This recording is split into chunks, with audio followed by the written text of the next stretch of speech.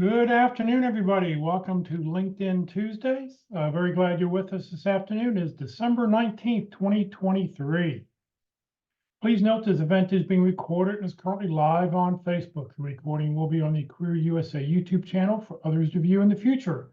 By participating in this event, you give consent for your name and picture to appear.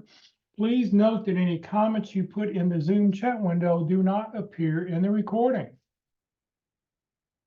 For those people on Zoom, I'd like to thank Ganesh and Susan for telling us they're from Atlanta and Nashville. If you'd like to enter what city you're in, please do that. Also on the Zoom chat window, any questions you've got for our speaker throughout the presentation, please just put them in the chat window. I'll be asking our speaker that as he's ready to take questions. Also, for those on Facebook, if you have any questions, please just put them in the comment field. I'll be sure to get those questions answered for you.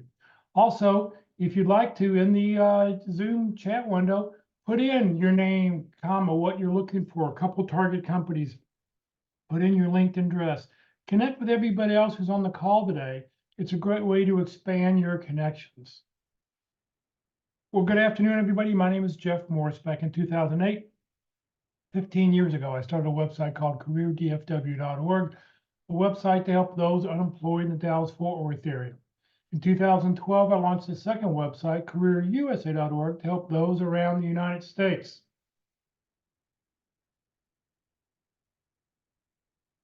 I have written a book called What I've Learned About Your Job Search That You May Not Know. It is available on Amazon. If you see me in person, I always have copies with me. Since 2007, I've been facilitating and leading the North Dallas Plano Career Focus Group.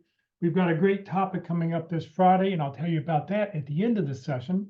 And since 2017, I've been a member of the practice interview team, also known as the PIT crew. Remember, your resume, your LinkedIn profile, they're not going to get you a job. What they are going to do is they're going to get you a phone call. How well you practice your interviewing skills, what's going to set you apart is what's going to make all the difference. So for more information, just go to dallaspitcrew.com. All right, we've got 4 outstanding speakers who rotate through. They've been helping us out this all of 2023. We're very happy and glad this is actually our final presentation for the year. Today, our speaker is Kurt VandeMotter. He's a retained search executive at Linked Executive Search. Kurt's going to show us, talk about LinkedIn from a recruiter's eye. So Kurt, thank you very much for being with us. And it's all yours. You're muted.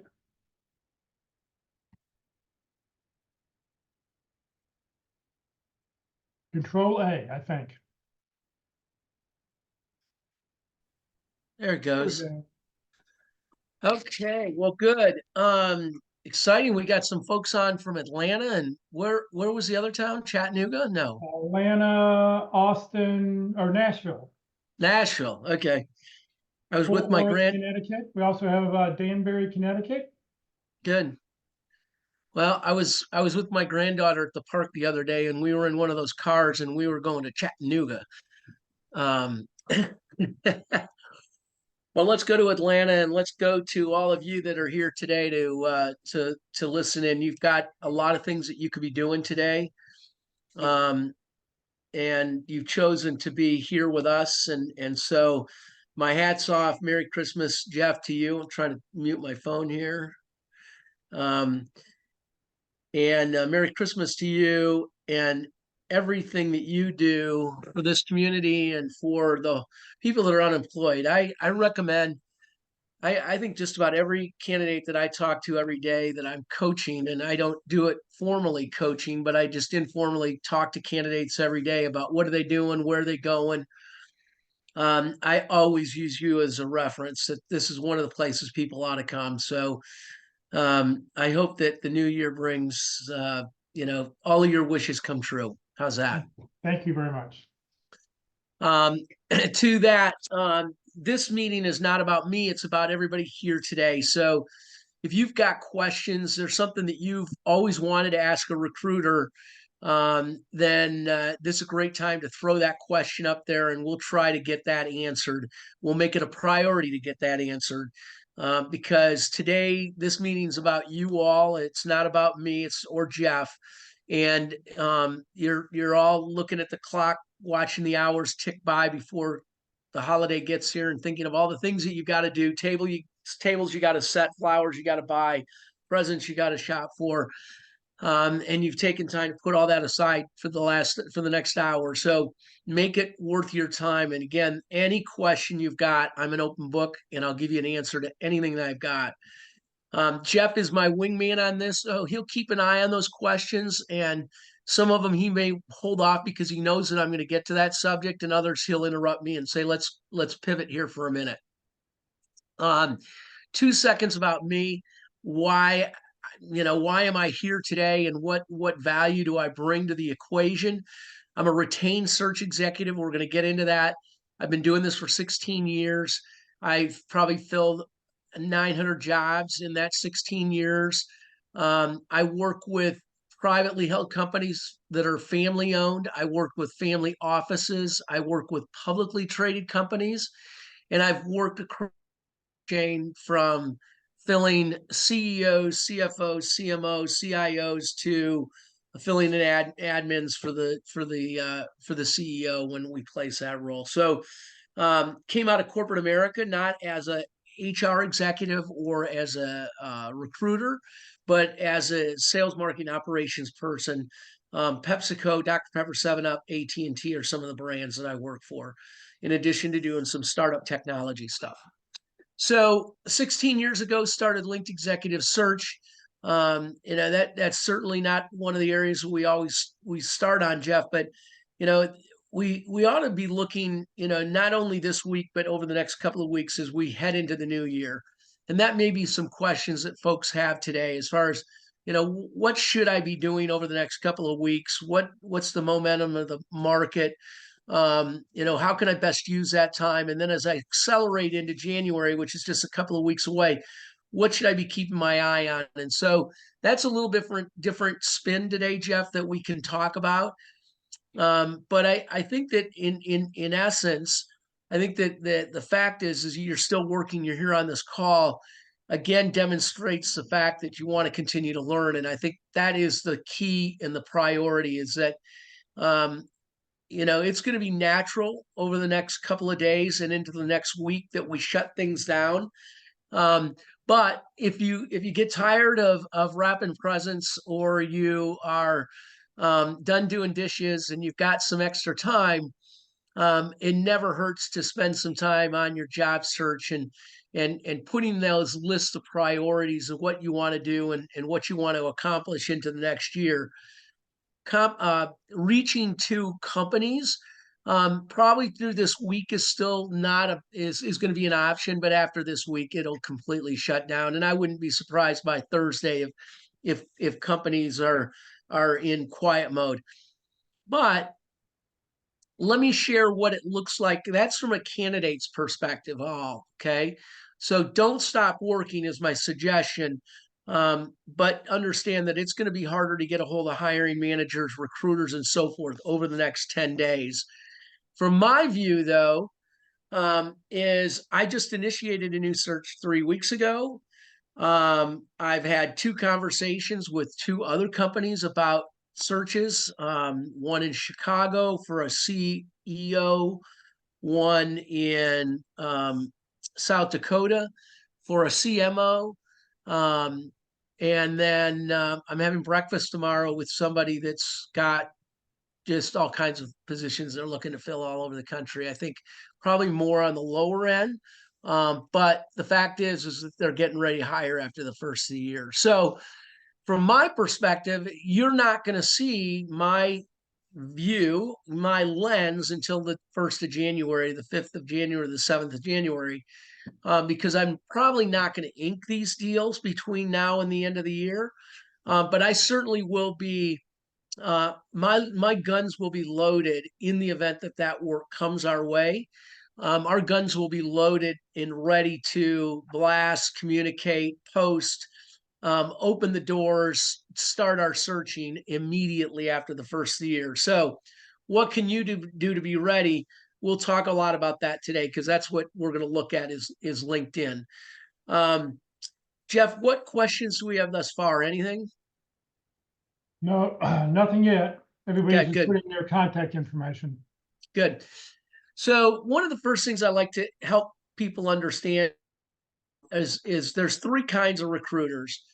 And there's three kinds of recruiters: are internal recruiters, contingent recruiters, and retained search consultants. Okay.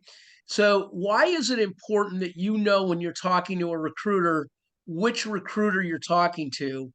It's important because your communication is going to be different. You'll hear in a bit why and you know what some of the questions are going to be and where the focus is and how you got to that person.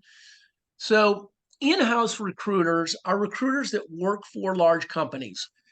I used to do work for T-Mobile, and I would be working with their internal staff, and they might have 400 recruiters. Um, and those recruiters have anywhere from 30 to 40 job specs that they're trying to fill. So if you get a call from an internal recruiter, not always is it going to be the AT&T, a big company. There are other companies, smaller companies that have HR executives that have recruiters that are or have HR executives that have recruiting responsibilities. But it's important that you understand if you're talking to an in-house recruiter, because first and foremost, if it's a larger organization, you've got just about everything that they're looking for on your in your job in your resume, because you don't get calls from big companies if you don't match or have 98% of what they're looking for, because internal recruiters don't like to take candidates to their hiring managers that aren't as close to the target zone as they can possibly get. They've been faced to fill that job, and they're only looking at candidates that fill exactly the criteria. So those are internal recruiters. They're good people. They move quickly. Generally, not always younger in their career, especially if they're working for big companies. Um, and so the one thing that I do like to point out, I think at this point is as good as any point, is we're talking about resumes here, Jeff. That I was on a panel about 4 months ago, and it was brought to my attention, or I was reminded that there's a lot of younger recruiters out there, and job titles are really important in the sense of they're looking to fill a district um, customer service acquisition manager. Okay, district customer service acquisition manager. That's the role they're trying to fill. District is the area, and the responsibility is customer service. Acquisitions is anytime you're in customer service, you're trying to not only acquire new customers, but you want trying to maintain the database. You have that background, but on your resume, you call yourself a district customer service manager. You don't have the word acquisitions in there. There's a real good chance that when you're dealing with internal recruiters and younger recruiters, no matter whether they're external or internal, if you don't have the exact title, they may throw you out because they don't believe that you're doing the same thing that what they're looking for.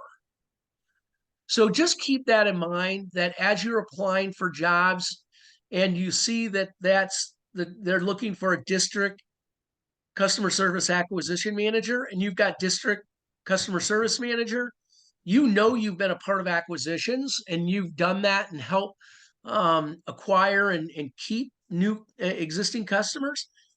It's okay to change the title in your resume. Okay.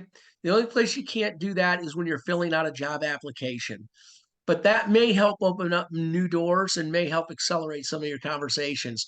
And I've been pretty the explanation I've given is pretty detailed, but I think it warrants the conversation. There's contingent recruiters. These are contingent. These are outside recruiters. Companies got a sales director role open, and they have relationships with 4 or 5 different recruiters. They may go ask all of them to start the search. They sign a contract, but they don't pay any money to those recruiters unless that recruiter finds the person that gets the job. Contingent. Then there's retain. That's what I do. Um, I companies find me. I don't do a lot of selling. I work on all roles as I described earlier. But in the retain search world, I get paid a retainer up front, and then I take a commission based on the size of the job, basically. I'm exclusive.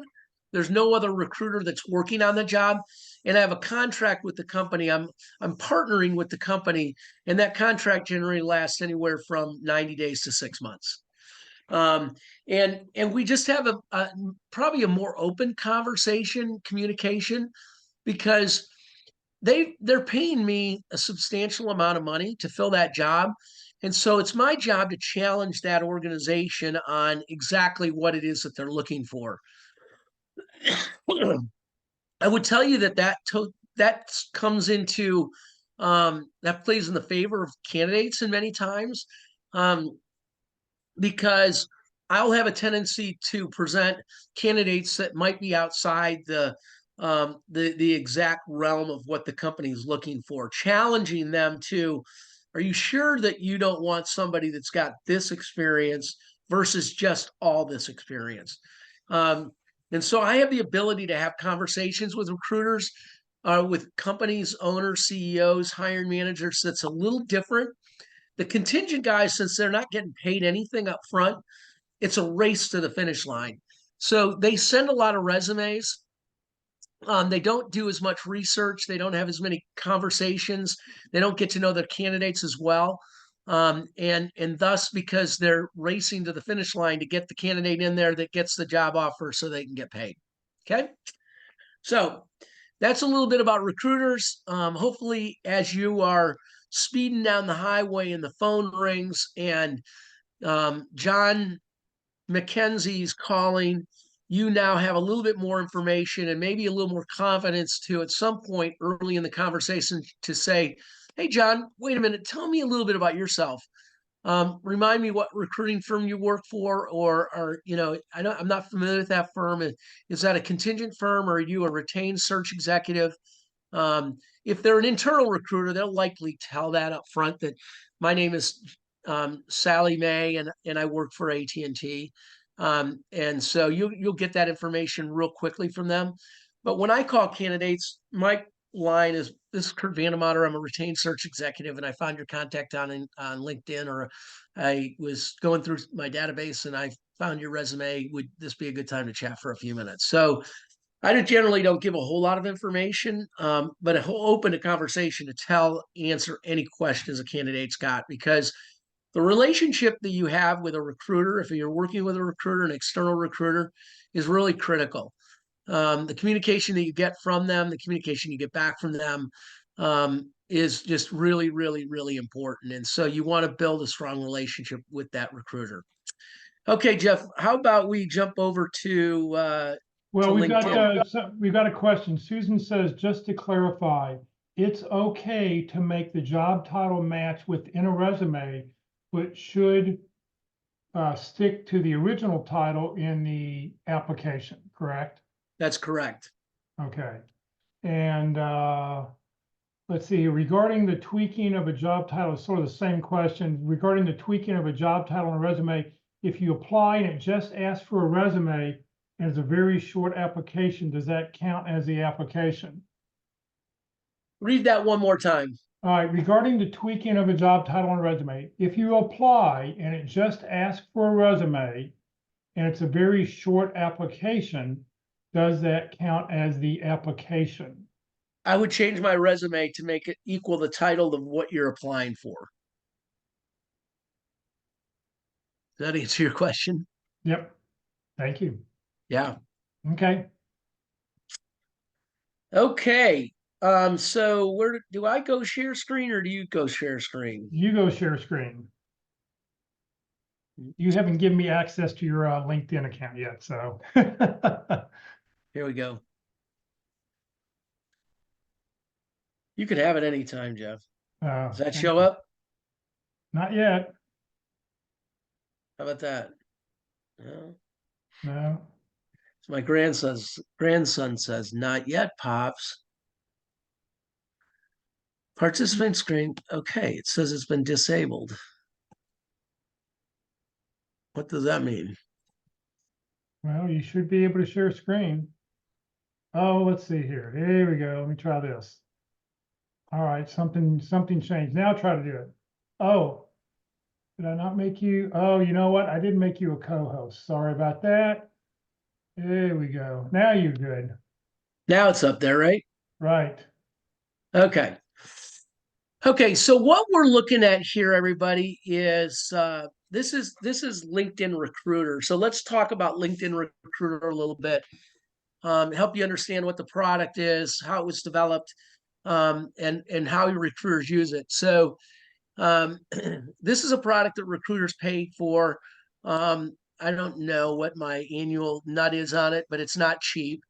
Um, and what happened was probably about 15 years ago, maybe longer, Corn Ferry actually went to LinkedIn and said, "We would like to work with you and develop a product that that we can offer our recruiters because every night when we turn our computers off, our database is outdated." And that's true because I used to have a database of 10, 15, 20,000 people, but I didn't get resumes. If I didn't get a new resume from you every week, then who knows where you might have gone or what you were doing. So what they did is they developed this product. It's called LinkedIn Recruiter. And LinkedIn Recruiter is a separate set of APIs that was developed. It sits on top of LinkedIn. So you've got LinkedIn down here, that's the foundation, the database. And then on top of it, you've got LinkedIn Recruiter. And when I, as a recruiter, am in LinkedIn and I'm looking at candidates, you as a candidate cannot see me anywhere. I don't show up. I'm completely invisible. Somebody might raise their hand and say, "No, you show up in recruiters, but I can't see your name." No, I'm completely invisible. And the reason is because when I'm doing a search, I can look at 150 candidates within a couple of hours. And everybody that I looked at, if every profile that I looked at, everybody sent me a note saying, "Hey, I just saw you looked at my profile." I would never get anything done. Okay, so the transparency, the behind the screen is absolutely critical for recruiters. Okay, so that's the first piece of information. They continue to change this product. So if I stumble through this because I can't find something, don't they reorder it and it's just different every day. But I'm going to go real quickly through here to just say that you can see up here on the left, top left, job titles, locations. These are the things that I can search for: job titles, locations, workplace types, skills and assessments, companies, schools, year of graduation, industries, keywords, employment type, first names. And then I can go over here on the right and I can do candidate details, languages, postal codes, profile languages, network relationships, fields of study, degrees, seniority, companies, current companies, past companies, company sizes, job functions, all kinds of things. Okay, so this is a playground for recruiters, in the sense of being able to search, find, and build relationships with candidates. Now, let's do let's just do this because this will be fun to do. This is going to be a I'm going to call a VP of marketing.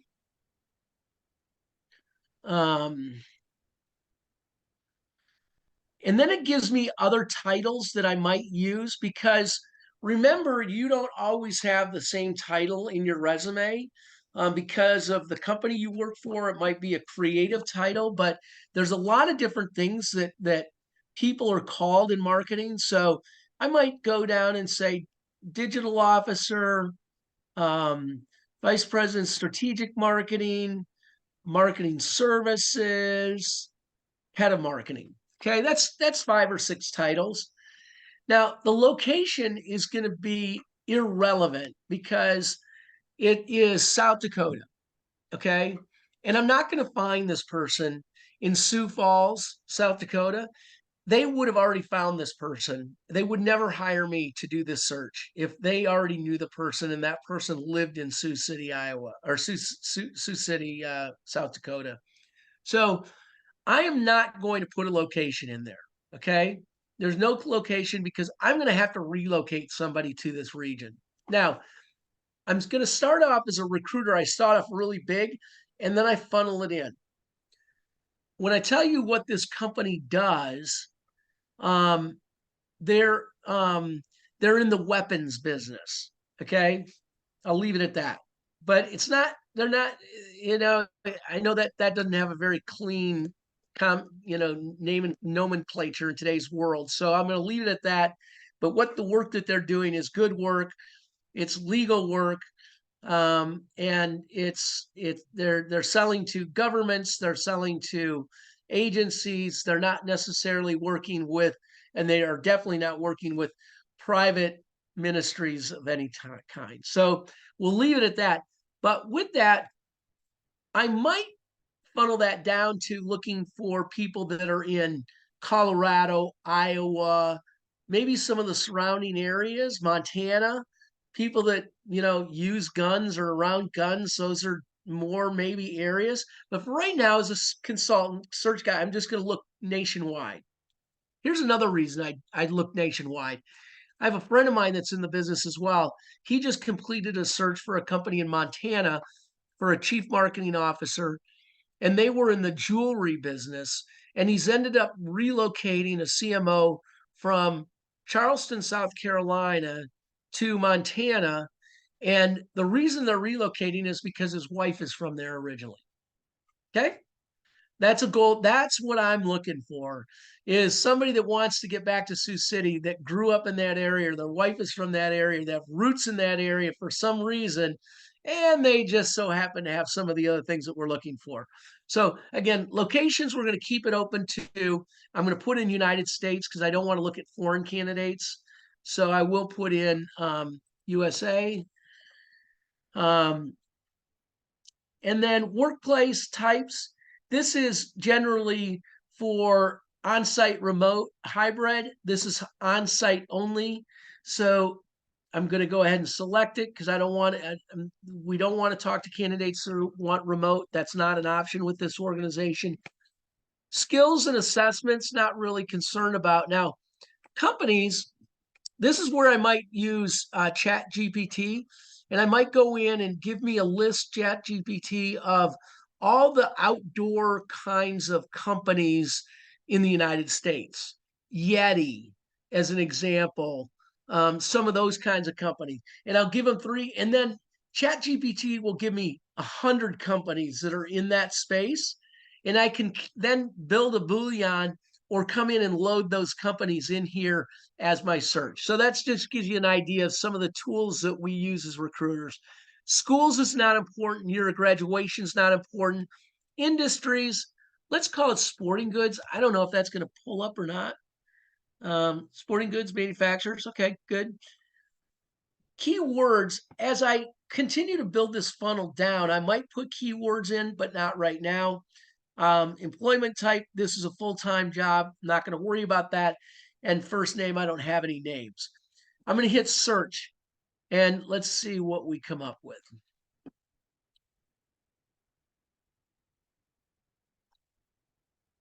Da, da, da. Okay, now this is a pretty small candidacy pool, and United States on site, that could have something to do with it. Sporting goods manufacturing. Let's clear that. And let's go down here and put, let's put outdoor.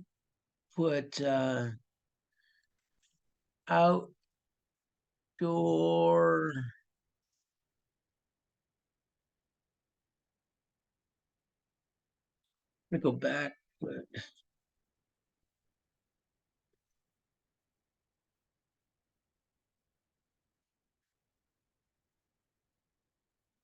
I don't know if this will help or not, but it'll give us maybe a little. Okay, here we got a. Well, no, whoa, well, and I took that. No, let's take that out because that doesn't work either. Clear all that. Okay.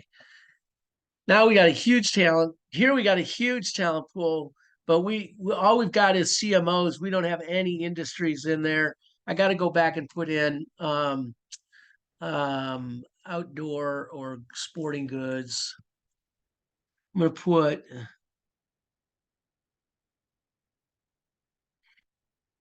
we're going to just stick to this one. There's not a big candidacy pool, but we're going to stick with it. Along the top here, y'all can see where they're identifying that 70 people have self-selected that they are open to work. Okay. Where's this?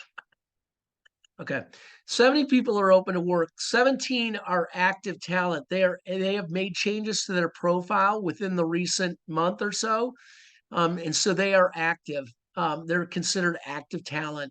Rediscovered talent candidate 0, internal candidate 0, interested in your company.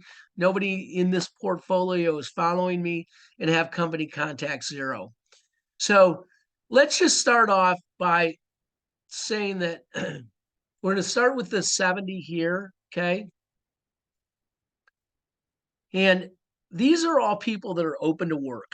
So this is where we get into one of the first dialogues with candidates that are actively looking is, should I put that green on Sean Frack? Has got a green ribbon there that says that he's open to new opportunities or he's open to work.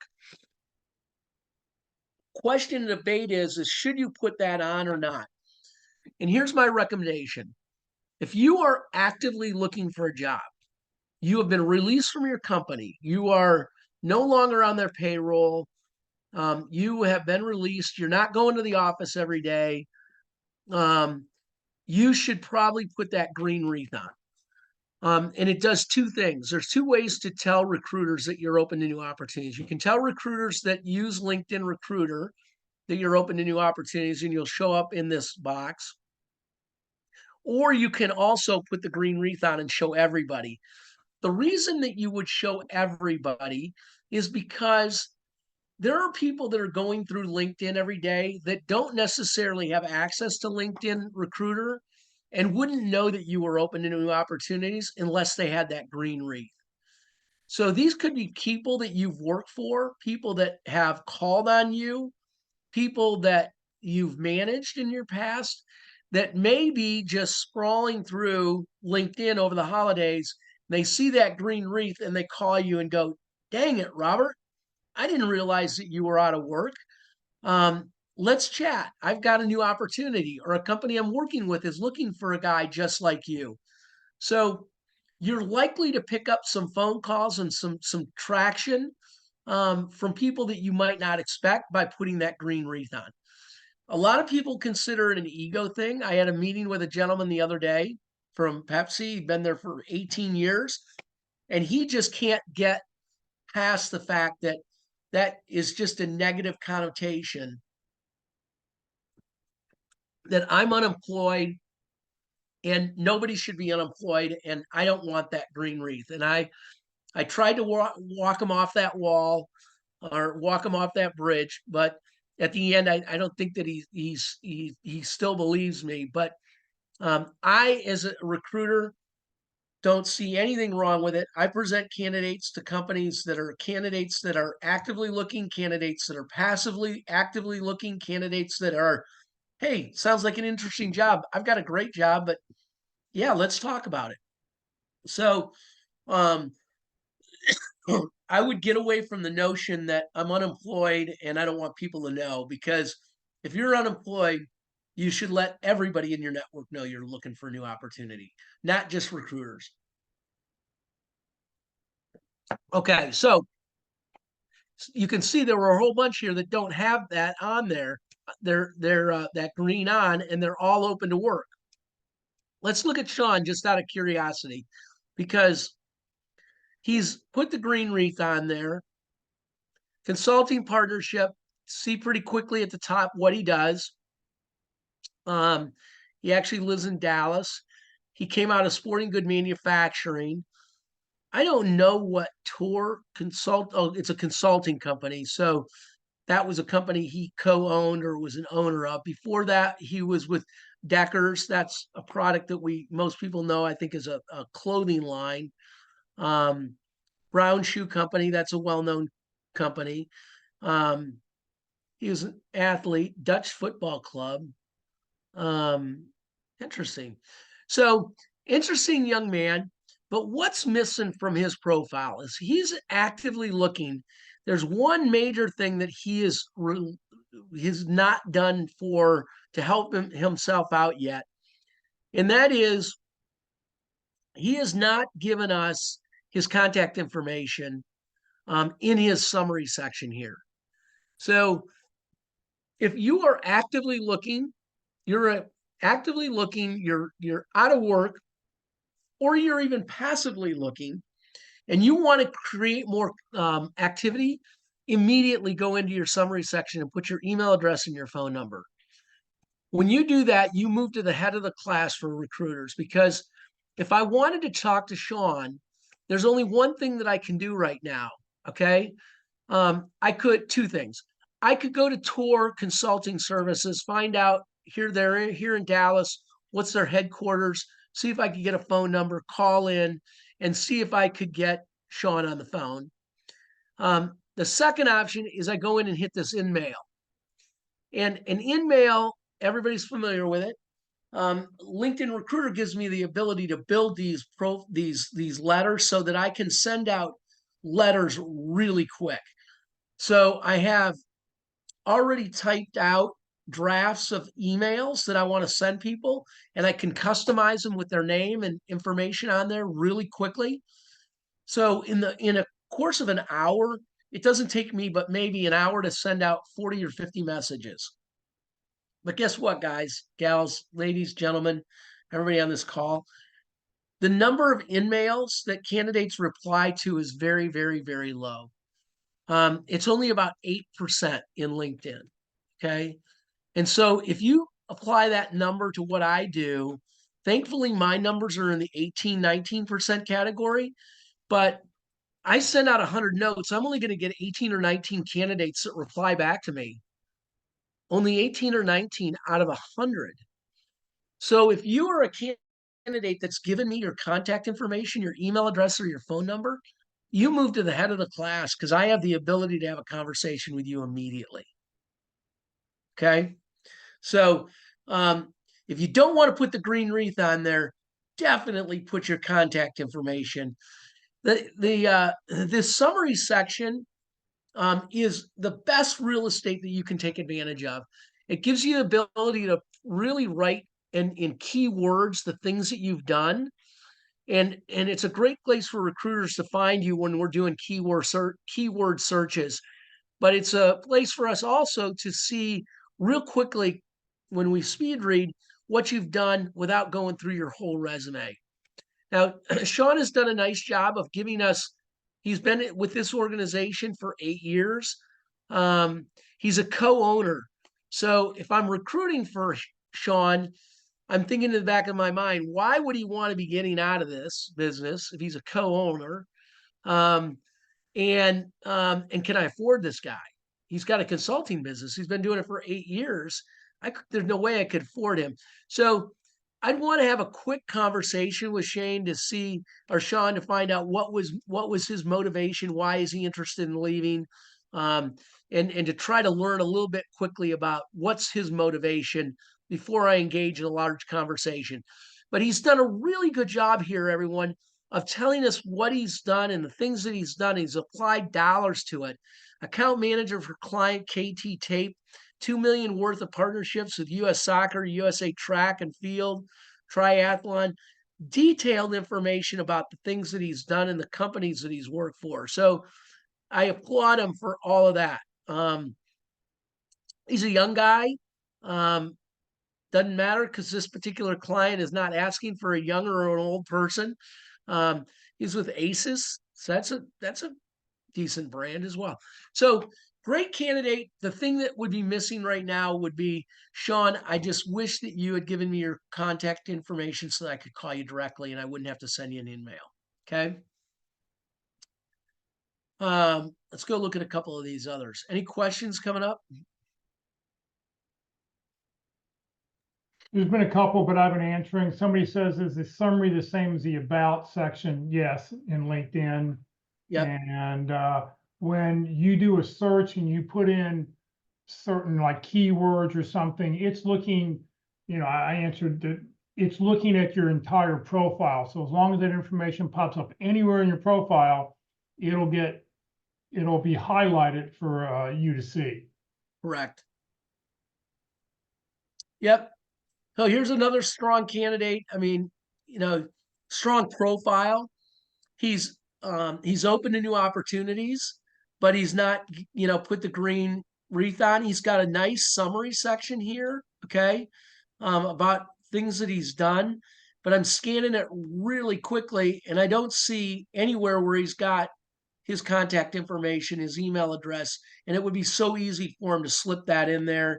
And it would be easily recognized by, recruiters that are trying to find Hank. Again, good use of space, good details. I don't recommend if you've got a question about where do you come up with, how do you write this section when you're dropping your jobs in there. I don't recommend that you copy and paste your resume. This is an opportunity in LinkedIn for you to, give a little bit more detail, write a little bit more sentences. Your resume's generally got 3 or 4 bullets. Here you can put, as you can see, some of these candidates have 7, 8, 9 bullets. So a lot more detail. Whenever we can put more detail in there, we can give more keywords likely to help find, recruiters are going to find you in their searches.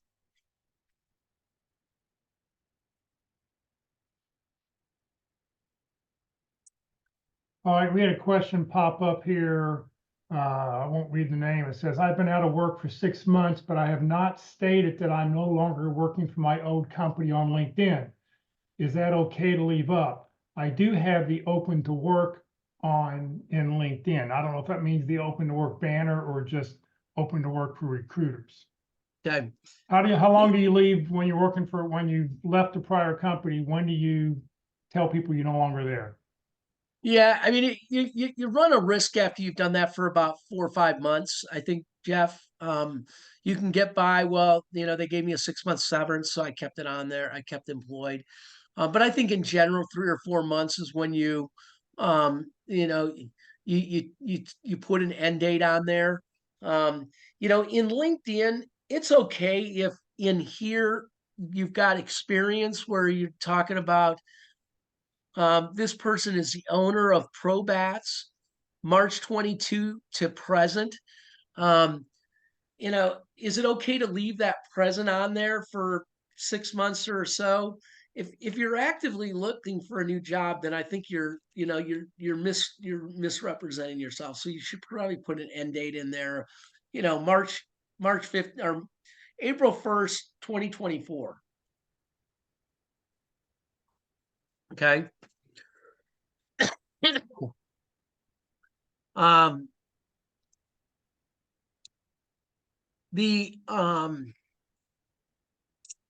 what was I going to say in regards to that?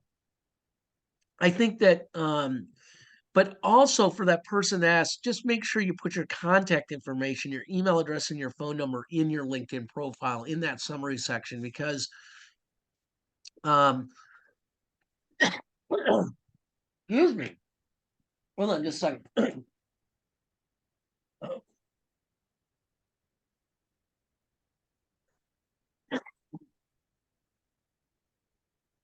Sorry about that. I can't remember what I was going to say. Okay, so here we're looking at Steve, open to new opportunities, no contact information, and very little about what he's done.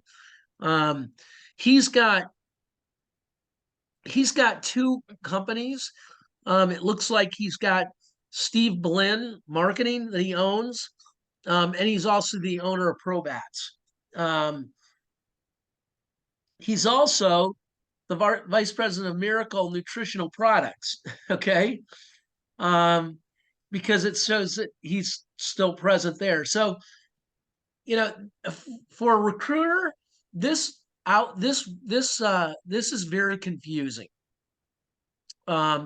More likely than none, not. Most recruiters would probably bypass this profile, just because there's so much uncertainty as exactly where he's at. I mean, he could still be a coach. He's still down here, coach instructor at TCB, August 22. So he left there August 22. Again, very confusing on his background and what he's done. Um, Probably a great guy and probably really good at what he does, but could use some work on his profile. And maybe you see yourself in some of this profile. If so, Jeff's got great tools and people that can help you, improve that profile. But highly recommend that you don't look like Steve and you look more like Sean, because I thought Sean's was really well done. Um, you know, LinkedIn, I try to tell people that LinkedIn, your network is your net worth. And LinkedIn is the place to go. If I were you and I said that we should be looking forward through the holidays here, LinkedIn would be a place that I'd spend maybe the holidays sometime, refreshing my contacts, going through the people that I do know, developing a list of those people so that after the first of the year I can reach out to them. Um, I'm a big believer of one-on-one communication in job search, and so if one of the tools that one of the tools that I advocate is a prayer letter. And this is a great exercise for those of you that are relatively new at your search, or even if you're 6 months into it and you haven't done anything like this would be a way to start the new year and potentially really help generate some additional traffic, phone calls, conversations. Um, but what you do generally is develop a list of everybody that you've worked for, people that you've met at conventions, people that you've met on airplanes, people that have called on you trying to sell you products, people that you've been on in focus groups with, wherever you have contacts, people that know you, people that you've worked with, make a list of all those people. And by that, I mean a list of their names, their email addresses, and their phone numbers on an Excel spreadsheet. Just that simple. That might be 100 names. It might be 400 names.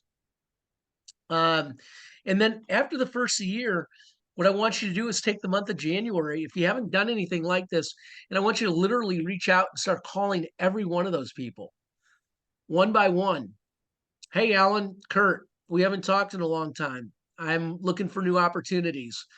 Remember when we worked at X? I really enjoyed working with you, and I just want to be on your radar. And Alan's likely to say, "Hey, yeah, Kurt, what's going on? How can I help you?" Well, again, I just want you to know, if you didn't know that I was actively looking, then you'd never have an opportunity for me. But you've got a great network, and there may be some people that you'd like to introduce me to. So you start those out with phone calls 100% to every one of those people. If you leave a message, it sounds like this. Hey, Alan, Kurt here. It's been a while since we talked. I'm actively looking for new opportunities. You've always been a trusted networker, and I wanted to just give you an update and chat with you for 6 minutes. If you got time, call me at this number. Okay. Now, remember, it's the first year. Alan's starting to travel again 100%. So you may or may not hear back from Alan. But you've done your best by leaving him a message, and he's got your current phone number. You also know that you've got the right phone number for Alan. What you don't know is whether you got the right email address. And so the second phase of this is after you've called everybody on that list, okay? And that may be, again, 200, 300, 400 people. The next month, you need to be in touch with everybody again, but you can't afford to take the time to call everybody. So now we're going to use a letter and an email. Okay.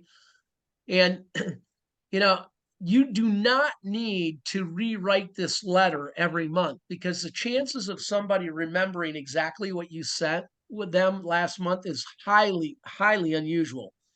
But the bottom line is I call it the prayer letter, and it's you've gotten this letter before. It says read this prayer 10 times, send it to 10 people in the next 10 minutes, or you're going to die and go to hell. In the job search world, what it is you take all those names, you got all those email addresses, and you put them all into a BCC. No twos, no CCs, all BCCs.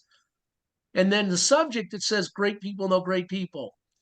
And then the body, it says, I continue to look for new opportunities. And some of the target companies that I'm looking at this month include, and you give them 4 or 5 companies that are on that list. If you or anybody in your network has contacts with these companies or companies like these, I would greatly appreciate an introduction. Feel free to forward this note on to anybody in your network. And if there's anything that I can do for you or a friend, don't hesitate to call. I'll be back in touch in 30 days. So some real key components there: never include a resume. You're trying to create conversations as you look for a job. So do not send resumes. And and what you're trying to do is the first month, if you send 100 of these notes out, you'll probably get 25 or 30 back that say, great to hear from you, Kurt. Sorry, I don't have anything for you, but keep me posted. But as time accelerates, the value of those responses are going to increase immensely.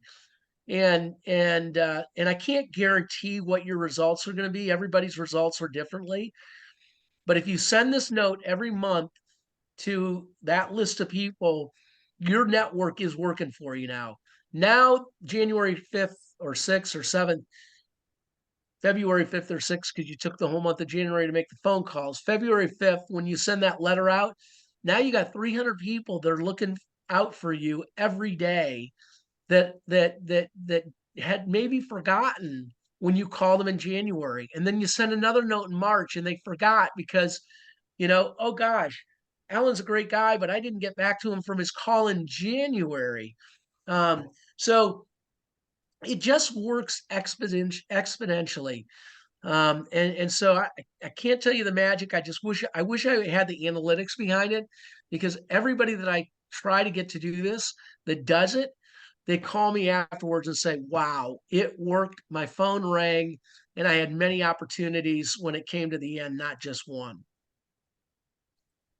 So if you're looking for activity during the holiday, don't give up. This is a great exercise you can start on by building that list, developing those emails. Start planning your calls in January, and getting your network to work for you. I guess the last thing I would tell you is that I think that, as I evaluate where the market is and what's going on in the condition of hiring today, we've come out of what I would consider a very slow fourth quarter, third and fourth quarter. I don't know if that's consistent with everybody else, what everybody else is hearing, but that's certainly been on my side of the equation. But I am starting to see the phone ring. I'm starting to receive phone calls and appointments for companies that are hiring. And so my prediction is that in the first quarter, the first half of this year, we'll start to see a nice increase in job activity again. Obviously, I don't need to tell you what's on the news every day. There's a lot of negative stuff, but I just encourage you to spend quality time with your family, with your friends, be at peace with Christ and God, and we're all in this together. And so I just hope you know that as a resource, whether it's me or it's Jeff or it's somebody else that's on this call that you want to meet, there's no better place to come than this group right here, because we can teach you, we can help you, we can mentor you, we can laugh with you, we can cry with you. We've been there and we've been in your shoes before, and we are genuine in our step. So if you have any questions, certainly throw them up on the screen, but Merry Christmas to everybody on the call today. Let's see, there was one question that popped up here. It says, is there any value in also searching on other sites such as Indeed or Glassdoor? 100%. The thing that so I told you I take a lot of these meetings talking to people, and somebody I met with recently is talking about the fact that over the last 2 months he's filled out somewhere around 150 applications. what I encourage you to do is there are some jobs that you see open and you need to just literally race to get an application in there. Okay. But depending on the company, again, depending on your resume, depending on how you answer stuff, there's a lot of applicant tracking systems that may not make it through the whole application process. So what I encourage you to do is when you see jobs open, is before you hit that apply button, see if you can figure out if there's anybody in your network that you know that works for that company. It could be somebody that you work with. It could be somebody you work for. It could be, again, somebody that called on you. Is there any, it could be a neighbor. It could be an old classmate. It could be a fraternity brother or sorority sister. I don't care. Is there anybody that you can reach out to that would help you get an understanding of what it's like or what's going on in this organization? Okay. Past as good as present.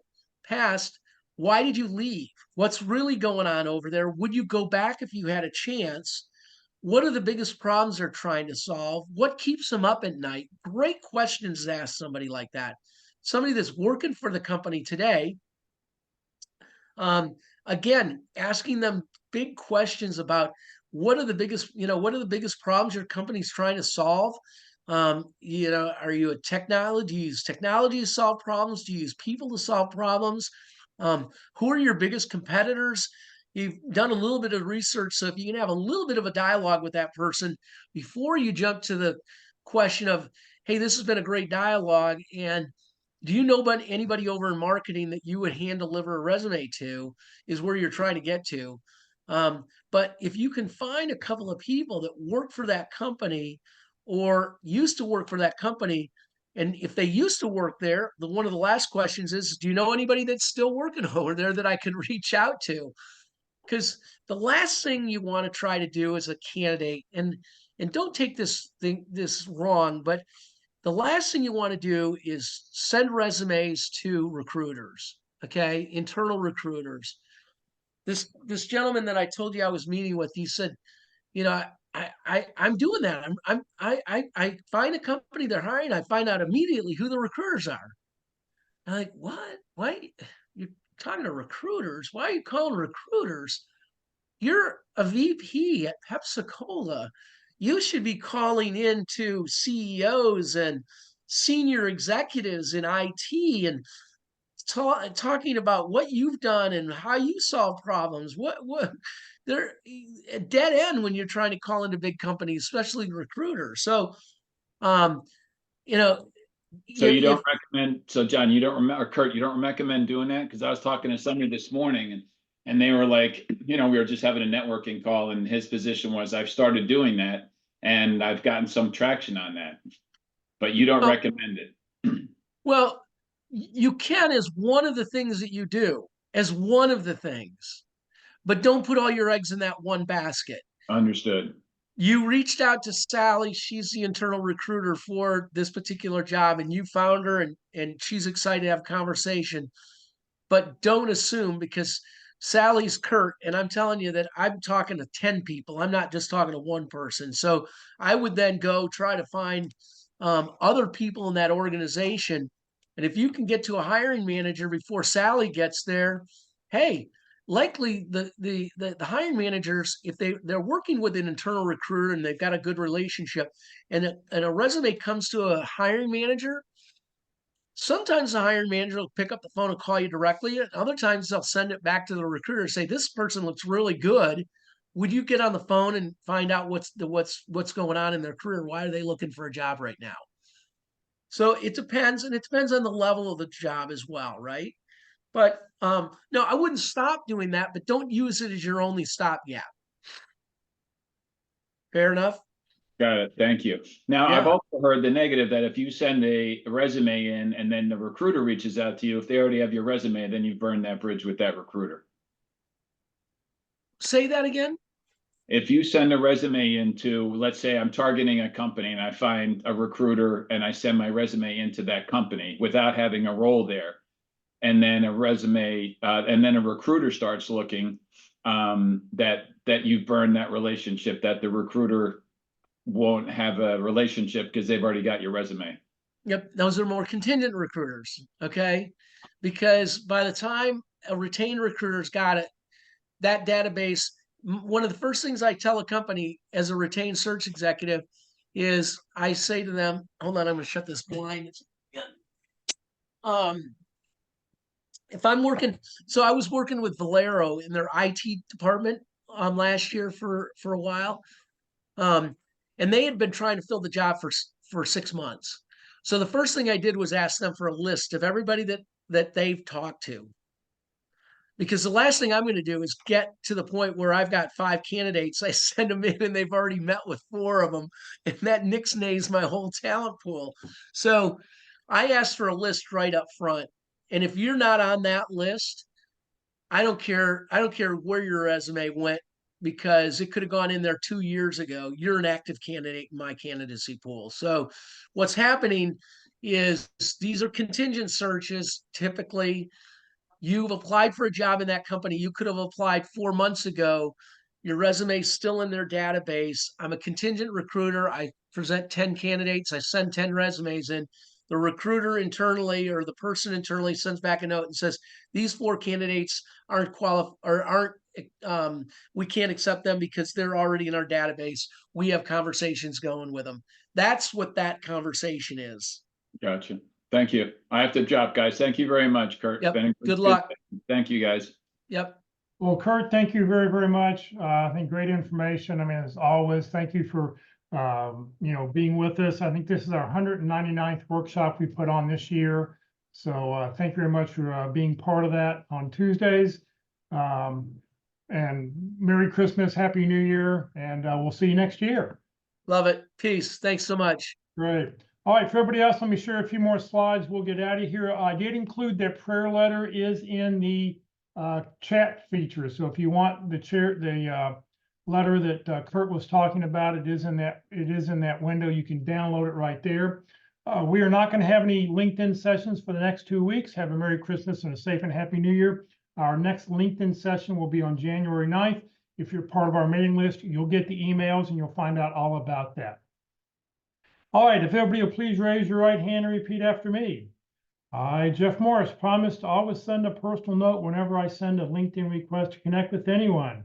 This includes when I use my cell phone or my computer. Very important. One of the things we didn't talk about today is there are white connect buttons and blue connect buttons on LinkedIn. The white connect button will automatically send the generic invitation. If you see a white connect button and you want to connect with somebody, click on their person's face. When you go to their profile, you will then see a blue connect button, or it'll say follow. And if it says follow, just go and open up the more feature, and underneath more, you'll see where you can connect with that person. When you connect with that person on a PC or a desktop or a laptop, you'll be able to send a personal note. Now, on your cell phone, LinkedIn, of course, doesn't make anything consistent. On your cell phone or a tablet, the blue connect button sends that generic invitation. So you have to click on the little 3 dots off to the side that opens up the submenu that allows for the personalized invitation. So you always want to send that blue connect button if possible. Career DFW Career Say we're putting on training 4 days a week. We've got just a few more days of training we're doing this week before we take a break for a couple weeks. Tomorrow, the practice interview team will be meeting in person. If you live here in the Dallas-Fort Worth area, we're actually going to be conducting 2 different interviews tomorrow. You'll be able to watch those in person only. There's no online option. Our next online session will be in the January 2024. Once again, if you sign up for our emails, you'll find out all about that. This Thursday, for Effective Resume Thursday, beating the automatic tracking system. Tips and hacks to overcome the ATS bots and AI with Rex Sayat. So many of you know Rex. He used to do the Crossroad Career Transition Workshop that we had 3 times a year. It stopped when COVID hit and we haven't restarted it. But Rex will be with us to talk about how to beat the automatic tracking system. That'll be this Thursday, 1 p.m. Central. And then this Friday morning at the North Dallas Plano Career Focus Group meeting, the job search scorecard with Dr. Glenn Earl. Glenn came up with this, God, it's got to be 10, 12, 14 years ago when he was out of work. He's used it. It's a way to sort of justify, I've done everything I can do today. It's setting a point level. How do you set points for everything you do? And just to be able to say at the end of the day, yep, I've completed my search, and what you should do on a weekly basis and how to set those goals. So come join us. Once again, if you live in the Dallas-Fort Worth area, come join us in person. Otherwise, we will be on Facebook and Zoom for those outside the DFW area. If you'd like to join the Career DFW or Career USA LinkedIn groups, you're welcome to join one or both. I will tell you this, is that I will be looking at your profile. If your profile is not mostly complete, why are you on LinkedIn? Okay, if you're on LinkedIn, and as you heard Kurt say today, phone number, email address, and if you don't want to put your phone number down, and a lot of women don't want to do it for security reasons, put a Google Voice number there. You can get a Google Voice number for free. Put that number in there, and then that'll bounce over to your cell phone. For more information, use Google Voice and how's it work, and it'll tell you how that does. This session has been recorded. It will be on the Career DFW Facebook page and the Career USA YouTube channel. On the Career USA YouTube channel, click on playlist, and then down below, pick whichever playlist you want, and where it says view full playlist, where you see that red arrow, click there, and up will come a list of all the different dates and topics. And you can go back and watch any of our speakers that we've recorded. We've got like 580 videos up, if I'm not mistaken. So it's a nice big library of things to watch. It'll take a couple hours to get this one up there. It'll probably be up by 3, 4 o'clock this afternoon. If you're not receiving emails about our workshop, please join the Career USA mailing list. You can just scan this QR code with your phone or just send a blank email. I think Emmanuel just did that because I saw his name pop up as a new member of the Career USA mailing list. So he'll start getting emails as of tomorrow. And you can send a blank email to Career USA, the + subscribe at groups.io. You will not be spammed because I control the mailing list. But what will happen is you will get the email every day with the topic of the day, the title of the day, and if there's a Zoom link, how you can join us on Zoom or Facebook Live. Please remember, Career DFW, we're a 501c3 nonprofit organization. Kurt's a volunteer, I'm a volunteer. Everything I've done over the last 15 years has just been to help you land your next great opportunity. So thank you very much for joining us, everybody. If we don't see you this week, have a very Merry Christmas and a Happy New Year's. Or hopefully we'll see you Wednesday, Thursday, or Friday this week.